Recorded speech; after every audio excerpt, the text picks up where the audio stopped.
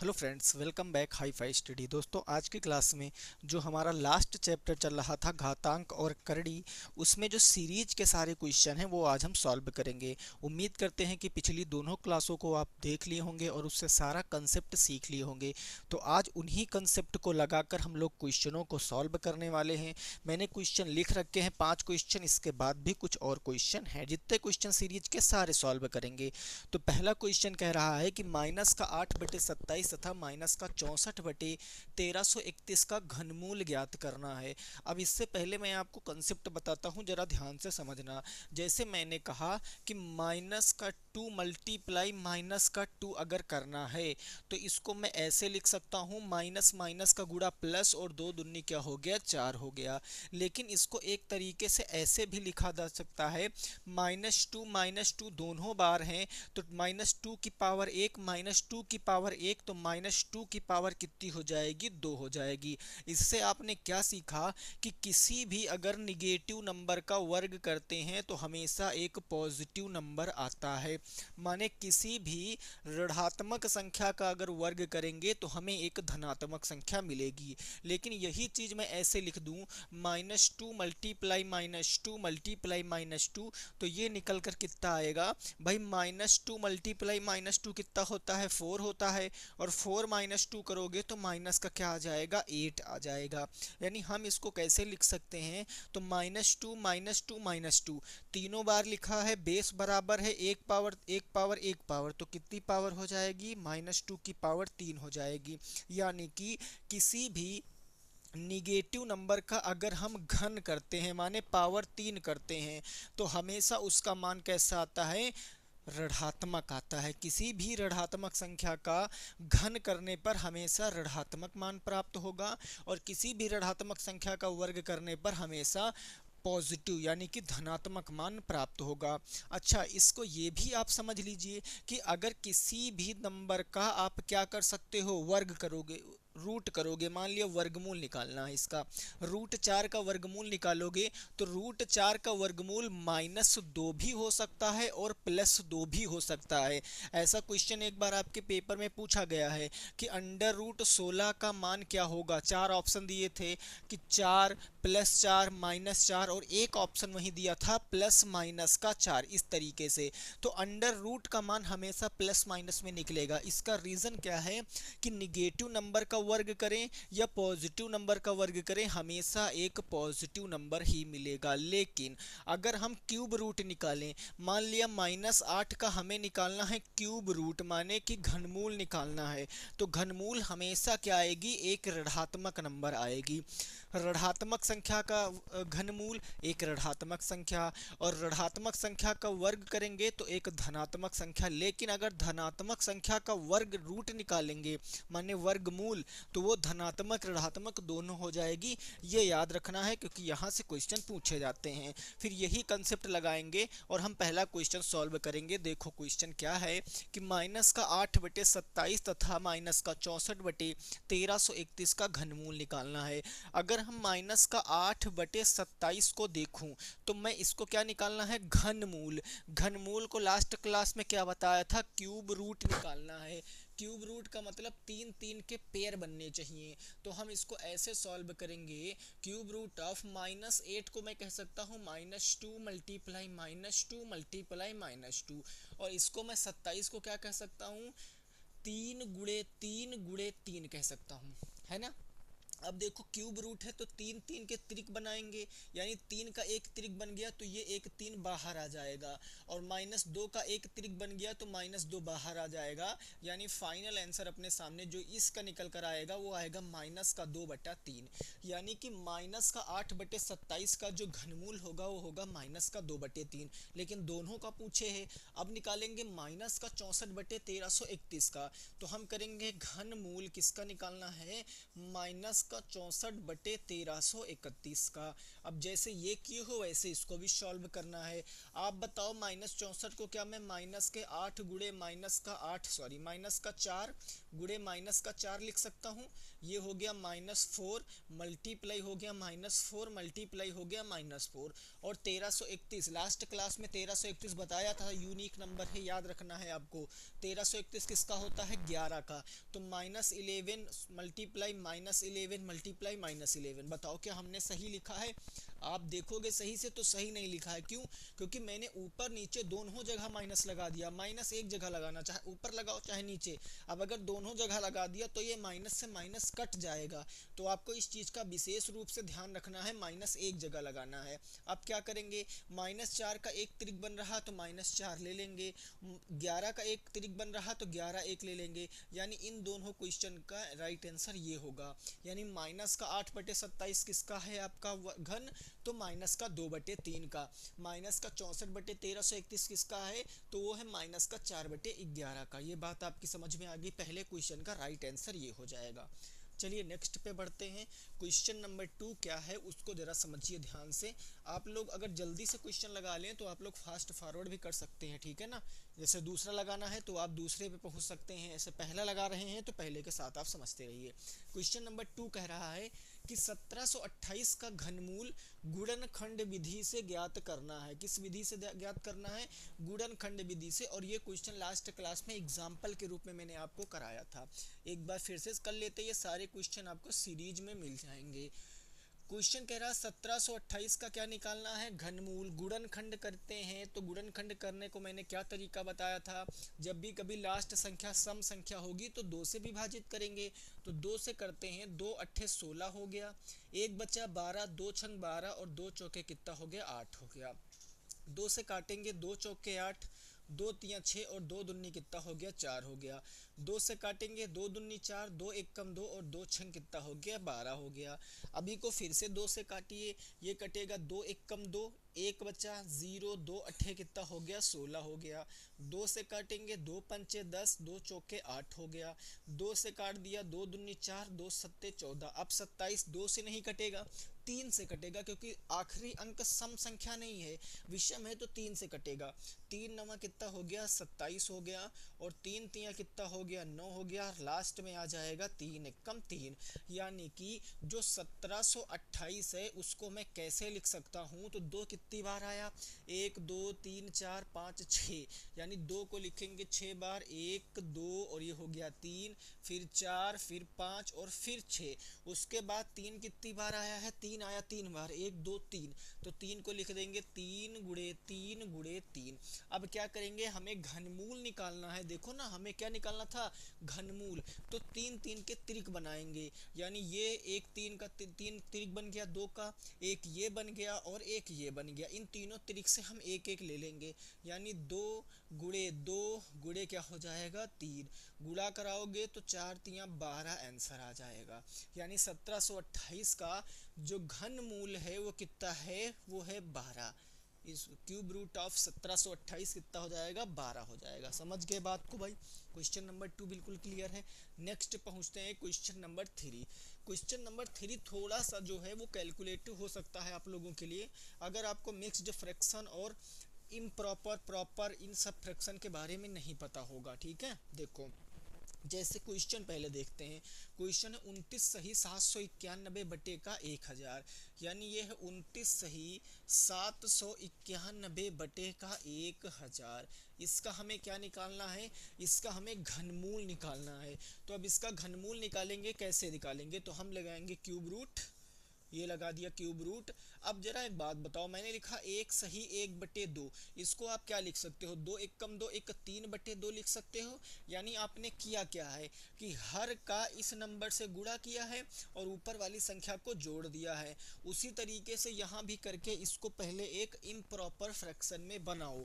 तो इसको बनाएंगे कैसे? तो हम कहेंगे कि अगर मैं 29 का 100 से गुणा करा दूं तो हो जाएगा 2900। ये लिख दिया मैंने 29,000, सॉरी 1000 का 29 से मल्टीप्लाई कराएंगे 29,000, प्लस करना है 791 और लास्ट में नीचे जो था वही लिखेंगे कितना 1000।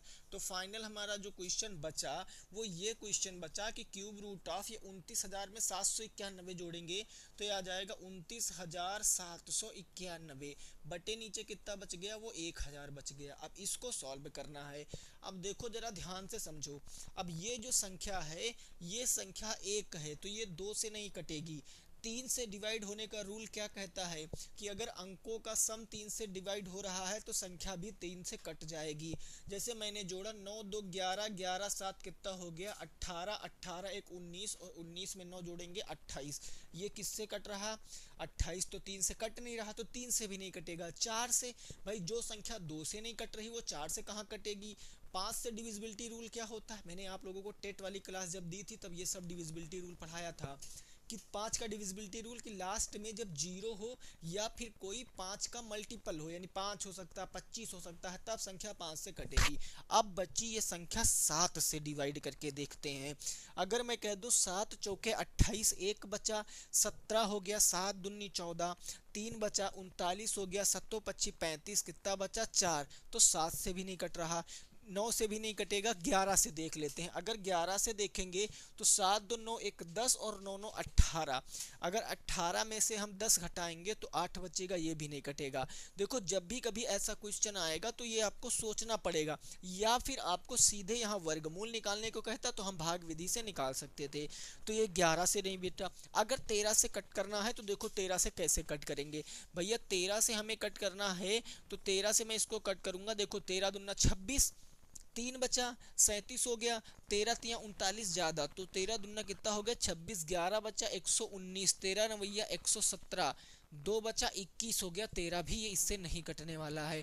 तो इस केस में हम क्या करेंगे हम ये देखेंगे कि हमारी संख्या किससे पूर्णतः डिवाइड हो रही है। आपको डिविजिबिलिटी रूल आने चाहिए। उससे पहले आप अगर 1000 को कट करोगे तो 1000 को आप किस चीज से कट कर सकते हो जरा आप लोग बताएं।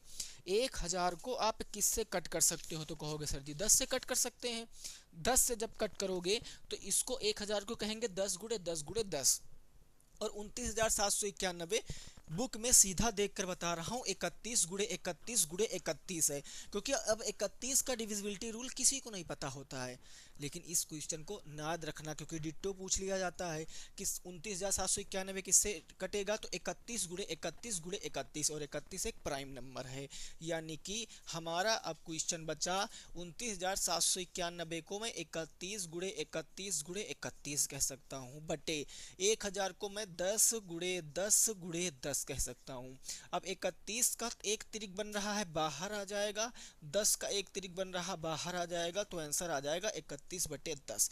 आंसर 31 बटे 10। फिर से कह रहा हूँ इस नंबर को याद रखना 29,791 क्या होता है 31 की पावर 3 होती कितनी 29,791। ये आपको याद रखना है ये अच्छा नंबर है और पेपर में आ गया तो फिर डिविजिबिलिटी रूल कोई भी नहीं लगेगी क्योंकि मैक्सिमम हम लोग 13 तक देखते हैं। कोई नंबर डिवाइड होता तो ठीक है नहीं फिर उसको छोड़ ही देते हैं। ठीक है भैया तो याद रखना। चलिए अब क्वेश्चन नंबर 4 से थोड़ा इंटरेस्टिंग क्वेश्चन शुरू हो जाएंगे जो आपके पेपर में बहुत बार 2019 का पूछा गया है। क्वेश्चन कह रहा वह 6 अंकों की बड़ी से बड़ी पूर्ण वर्ग संख्या ज्ञात करो। आपको 6 अंकों की बड़ी से बड़ी परफेक्ट स्क्वायर नंबर याद करना है। अब देखो जरा ध्यान से समझो।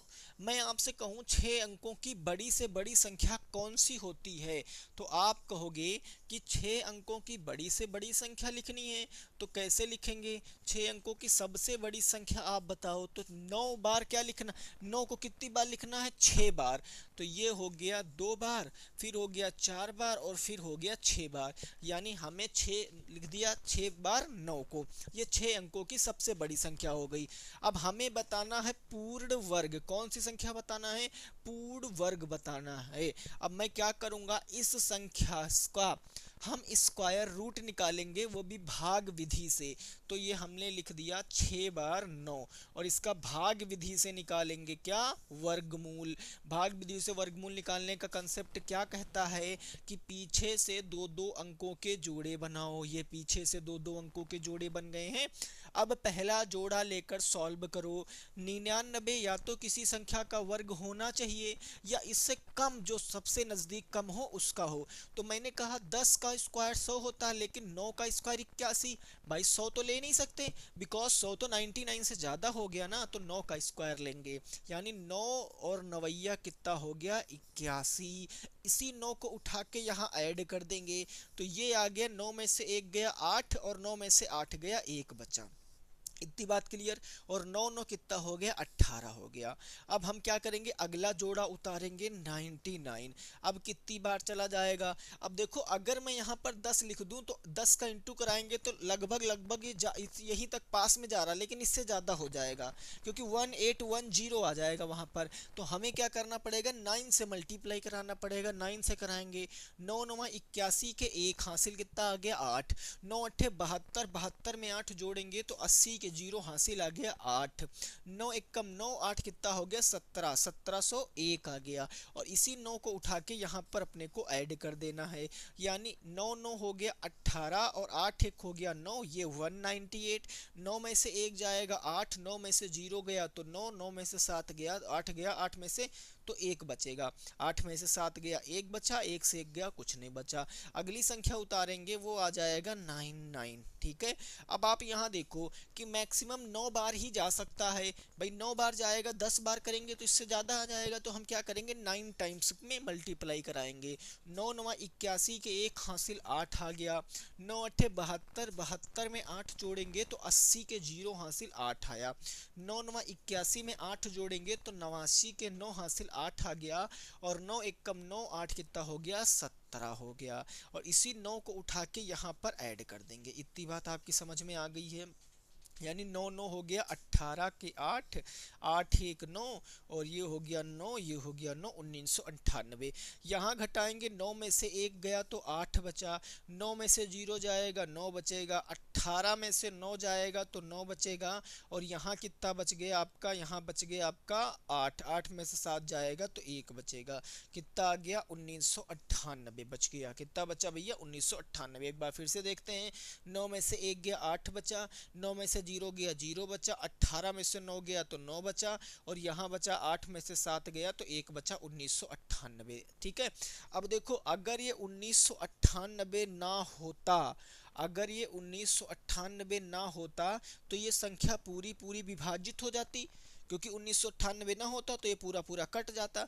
तो इस अपनी जो संख्या है उसमें से 1998 को हमें क्या करना है, घटाना है। यानी कि जो हमारी संख्या बन जाएगी पूर्ण वर्ग, वो 999 जो 6 बार लिखा हुआ है, 6 अंकों की बड़ी से बड़ी संख्या, उनमें से 1998 को हम घटा देंगे। ये 1998 को घटा दिया तो 9 में से 8 जाएगा 1, 9 से 9 गया 0, 9 से 9 गया 0, 9 से 1 जाएगा 8, और ये बन गया आपका 9 और ये बन गया 9, यानी 99 80 और 0 1 क्या होगा, आंसर होगा। 99 80 0 1 क्या हो गया भैया, आंसर हो गया है।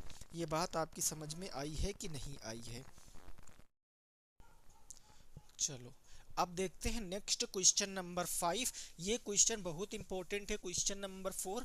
और वैसे नहीं कहते हैं कि जब आपका पेपर होगा तो ऐसा क्वेश्चन भगवान ने चाहा तो जरूर देखने को मिलेगा। ठीक है, तो क्वेश्चन नंबर नेक्स्ट कह रहा है 5।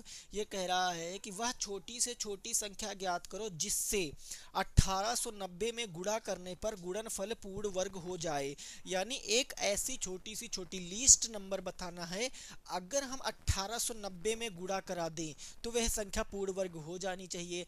ऐसे क्वेश्चनों को दोस्तों बहुत ही आसान क्वेश्चनों की श्रेणी में रखा जाता है। कैसे, तो जो आपका क्वेश्चन दिया गया है 1890, यही दिया गया 1890, इसके आपको करने हैं गुणनखंड। तो गुणनखंड करते हैं, 2 से विभाजित करेंगे। अब सर 2 से क्यों विभाजित करेंगे, क्योंकि आखिरी अंक 0 है। आखिरी अंक 0 या 2 का कोई पहाड़े में आता है तो वहाँ 2 से डिवाइड करते हैं। 2 9 18 हो गया, 2 चौके 8 और 2 पंचे कितना हो गया 10। अब क्या 2 से कटेगा, नहीं। 5 से कटेगा, ओबियस सी बात है 5 से कटेगा क्योंकि लास्ट में 5 है। तो 5 से काटते हैं, 5 एकम 5, 4 बचा 44, 5 अठे 40 और 5 9 कितना हो गया 45। क्या 5 से कटेगा? नहीं, क्योंकि अब लास्ट में 9 आ गया। 0 या 5 होता तो 5 से कटता, लेकिन 3 से कट जाएगा। 3 छंग 18 और 3 तियां 9। अभी भी 3 से कट रहा है। 3 दूनी 6, 3 एकम 3। अब देखो 3 से कट रहा है। 3 सत्ते 21। 7 से कट रहा है। 7 एकम 7 आ गया। यानी कि अगर मैं 1890 के गुणनखंड की बात करूं तो 1890 के गुणनखंड क्या आए हैं? 2 5 3 आया है 3 बार, यानी 2 गुणे 1 बार 2 बार 3 बार 3 हो गया है। फिर आया है 1 बार 5 1 बार 7, 1 बार 5 1 बार 7 आया। अब देखो पूर्ण वर्ग होने की कंडीशन क्या है, पहली क्लास में बताया था। कोई संख्या पूर्ण वर्ग तब होती है जब दो दो के सभी जोड़े बन जाते हैं। तो यहाँ देखो दो दो के कितने के जोड़े बन रहे हैं भैया? दो का केवल एक ही जोड़ा बन रहा है, 3। भाई 3 ही जोड़ा बन रहा है। अब आप देखो आपको कितने जोड़े बनाने, दो अगर एक होता तो हम 2 1 दे देंगे, क्योंकि तब 2 का एक जोड़ा बन गया। अगर एक और 3 होता तो एक 3 और दे दिया, 3 का जोड़ा बन जाएगा। एक 5 और एक 7 होता तो एक 5 और एक 7 होता तो संख्या का जोड़ा बन जाता। कहोगे कैसे? तो देखो एक ये 2 का जोड़ा बनता, एक ये 3 का जोड़ा बनता, एक ये 5 का जोड़ा बनता और ये 7 का जोड़ा बनता। अब इन संख्याओं का मल्टीप्लाई करा दो, वही छोटी सी छोटी पूर्ण वर्ग संख्या होगी। यानी 3 दूनी 6 पंचे 30, और 30 का अगर हम 7 से गुणा कराएंगे तो 30 मल्टीप्लाई 7, 30 का 7 से कराएंगे, 7 तियां 21। वह छोटी सी छोटी संख्या क्या हो गई? 210 हो गई क्वेश्चन का सही जवाब। 210 हो गई क्वेश्चन का सही जवाब। ठीक है ना, 210 is the right answer. Clear बात समझ में आ गई है? ओके जी। चलो अब आगे कुछ क्वेश्चन करते हैं जो आपको यहाँ पर समझना है। नेक्स्ट कुछ क्वेश्चन, क्वेश्चन नंबर हो जाएगा आपका, क्वेश्चन नंबर होगा 6। ठीक है, प्रश्न संख्या 6 क्या कह रहा है उसको जरा ध्यान से समझिए। क्वेश्चन नंबर 6 ये आपके बुक में दिया गया है। ये दिया गया है कि 0.0053361 का वर्गमूल ज्ञात करना है। इसका क्या ज्ञात करना है? वर्गमूल ज्ञात करना है। अब आप इसका वर्गमूल कैसे ज्ञात करोगे? तब आपको पता है कि वर्गमूल ज्ञात करने के लिए दशमलव संख्याओं का क्या करते हैं, तो हम इसका आगे से जोड़े बनाएंगे। दशमलव के पहले संख्या वो पीछे से, बाद में संख्या आगे से। तो 00 3 5 3 3 6 1 आगे से जोड़े बनाएंगे। एक ये बना, एक ये बना, एक ये बना, एक ये बना। अब जीरो का जोड़ा तो जीरो ही रहेगा, तो यहाँ पर दशमलव लगा के जीरो आ जाएगा। फिर अब सीधे 05 का देखो, 05 माने 2 का, तो 2 से लिखेंगे, 2 से 2 दूनी कितना हो गया? 04 हो गया। इसी 2 को यहाँ ऐड करेंगे, 2 2 4 हो गया। यहाँ बचा 1, अगला जोड़ा कितना है? 33 है। अब कितनी बार जाएगा? 4 तियां 12, 3 तियां 9, यानी 3 बार चला जाएगा। 3 तियां हो गया 9 और 4 तियां हो गया 12, 129।